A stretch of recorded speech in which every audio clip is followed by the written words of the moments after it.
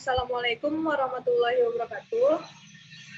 Yang terhormat Ibu Hajah Surya Bintati SEMM, serta teman-teman sekalian yang saya hormati yang sedang menonton video ini, izinkan kami dari kampus Universitas Pelita Bangsa, kelas MA 20A1.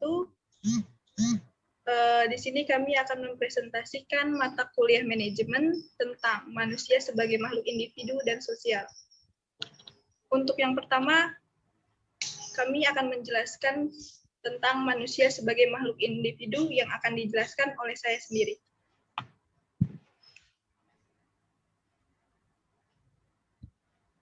Manusia sebagai makhluk individu. Menurut Ahmad Albar, dunia ini panggung sandiwara, ceritanya dapat berubah-ubah, di mana panggung sandiwara ini memiliki dua peran, yaitu sebagai makhluk individu dan makhluk sosial. Keduanya harus bisa kita mainkan di dalam dunia ini, dan keduanya memiliki keterikatan, perasaan, dan pikiran, di mana kita harus bercita-cita untuk memiliki keinginan atau harapan untuk mencapai sesuatu. Di sini saya akan menjelaskan terlebih dahulu pengertian individu. Individu dalam bahasa Latin yaitu tak terbagi.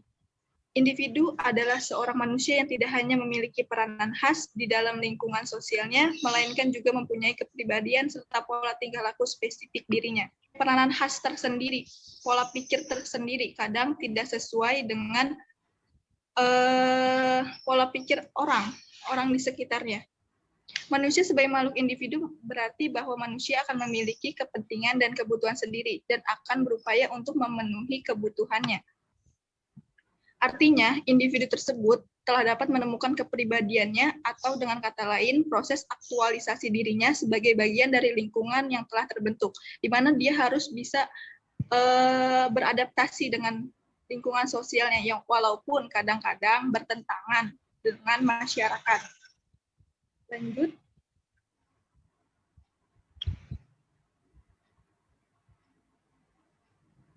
Sifat individu yang ada di dalam dirinya itu ada karena beberapa faktor. Yang pertama itu faktor genotif.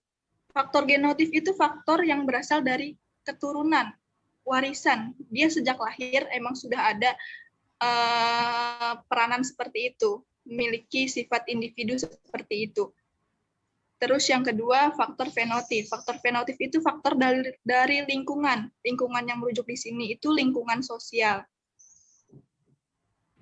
Di mana lingkungan sosial ini dia bisa terlihat dapat berinteraksi sosial dengan masyarakat.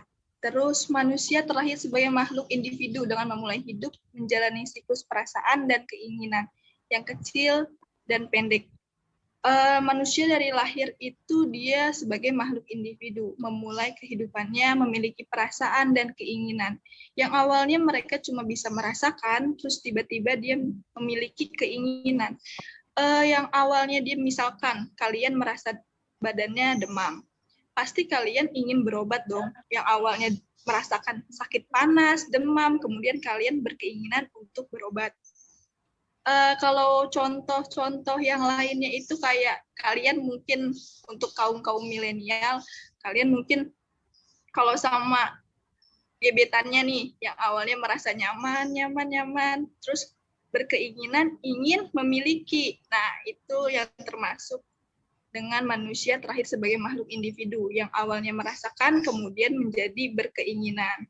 Mungkin itu materi tentang manusia sebagai makhluk individu. Selanjutnya, manusia sebagai makhluk sosial yang akan dijelaskan oleh rekan kami, yaitu Firnanda Eka Wardani. Kepadanya kami persilahkan. Ya, terima kasih, Ca. Selanjutnya saya akan membahas tentang manusia sebagai makhluk hidup. Mengapa manusia juga disebut sebagai makhluk sosial? Karena manusia adalah manusia bersifat monodualis, yaitu bersifat manusia sebagai makhluk individu dan sosial. Manusia sebagai makhluk sosial adalah makhluk yang berhubungan secara timbal balik dengan manusia lain. Manusia sejak lahir sampai kapanpun akan tetap membutuhkan manusia lain untuk membantunya. Sampai ke liang kubur pun dia akan tetap membutuhkan manusia lain. Jika manusia tidak membutuhkan manusia lain, maka manusia tersebut tidak bisa disebut dengan manusia. Ya, selanjutnya alasan manusia dikatakan makhluk sosial. Yang pertama, manusia tunduk pada norma sosial atau aturan. Manusia selalu tunduk pada norma sosial dan aturan yang ada di lingkungan sosialnya. Yang kedua, perilaku manusia mengharapkan penilaian dari orang lain. Penilaian dari orang lain itu tetap dibutuhkan oleh manusia untuk terus memperbaiki dirinya.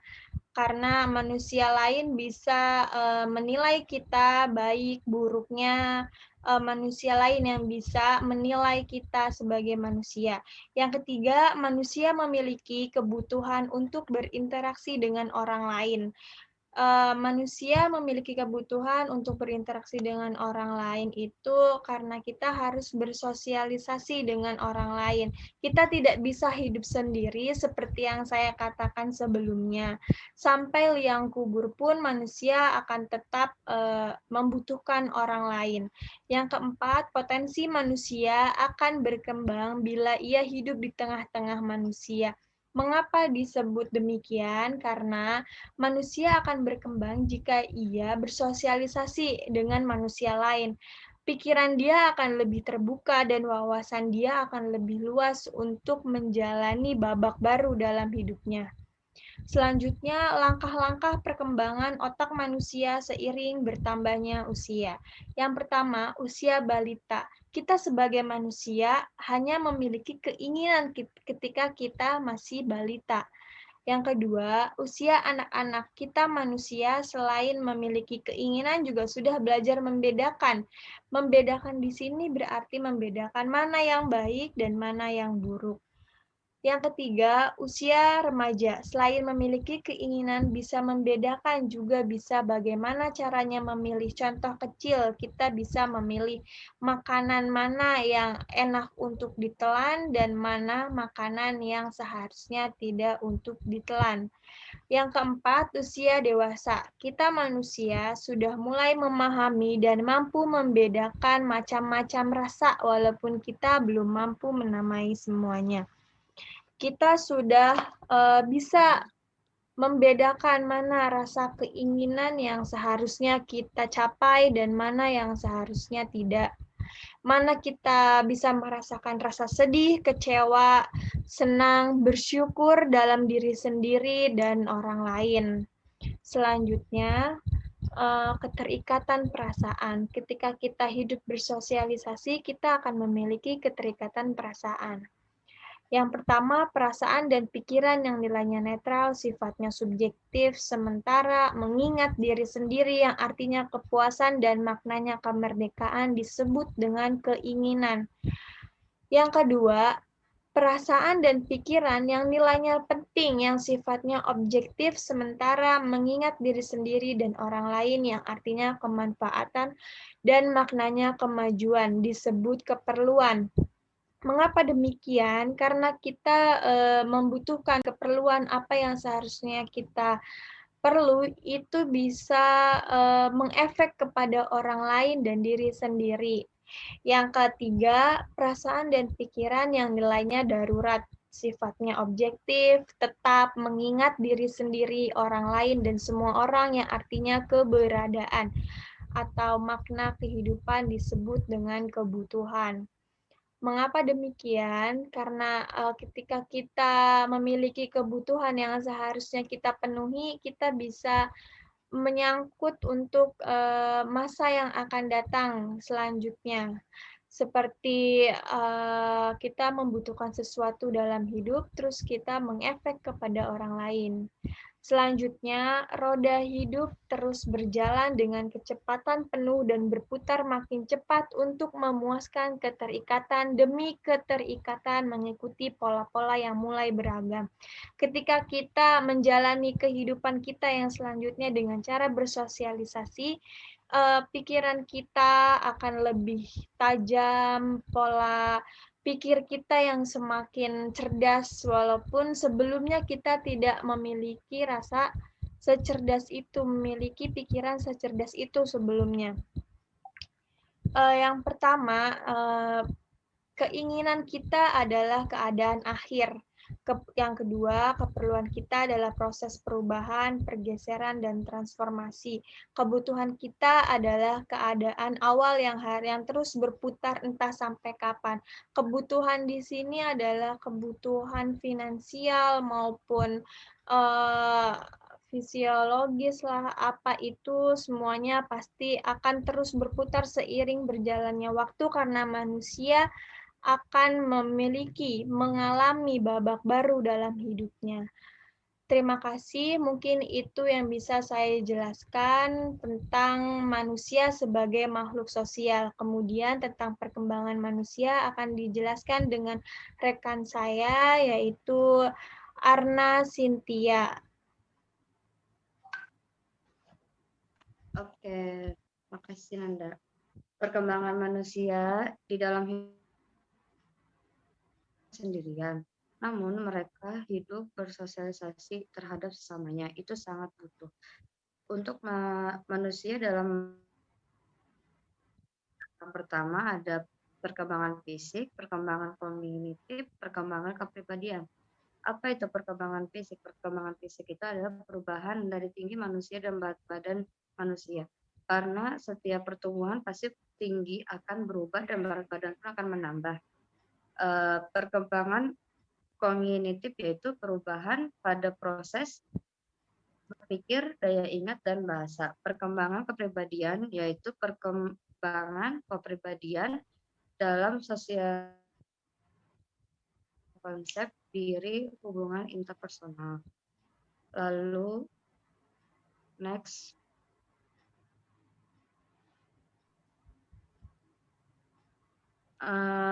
manusia itu dapat tumbuh dan berkembang mengalami berbagai ketergantungan antara lain yaitu adanya keperluan dan kebutuhan. Semuanya tidak bisa dilakukan sendiri karena manusia itu sangat membutuhkan manusia lainnya.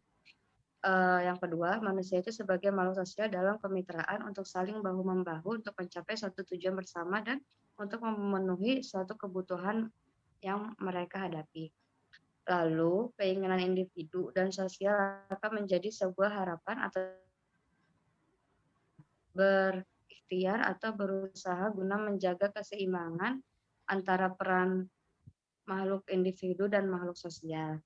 Nah, di sini ada tentang kebutuhan manusia versi Abraham Maslow, yaitu yang pertama itu adanya fisiologis. Fisiologis itu apa? Fisiologis itu manusia itu sangat membutuhkan makan dan minuman serta pakaian hidup. Lalu mereka merasakan sebuah kenyamanan untuk hidup di dunia dan tinggal di rumah.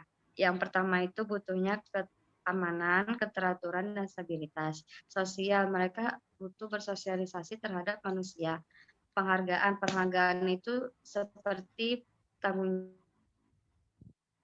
mempunyai tanggung jawab masing-masing. Aktualisasi diri, yaitu pengembangan diri, next, lanjut.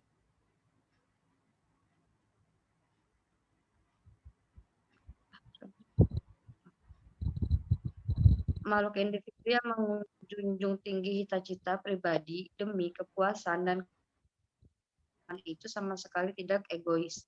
Hal itu berasal dari pemaknaan yang lebih baik tentang diri kita sebagai makhluk sosial. Makhluk sosial menjunjung tinggi cita-cita bersama demi manfaat dan kemajuan, menyadari bahwa itu sama sekali tidak sama dengan perbudakan. Namun, tidak berperilaku kemanusiaan oleh manusia atas nama organisasi. Ya, cukup sekian materi yang bisa kami sampaikan. Apabila teman-teman ada yang ingin bertanya, dipersilakan nanti di sesi tanya jawab. Kurang lebihnya kami mohon maaf. Wassalamualaikum warahmatullahi wabarakatuh.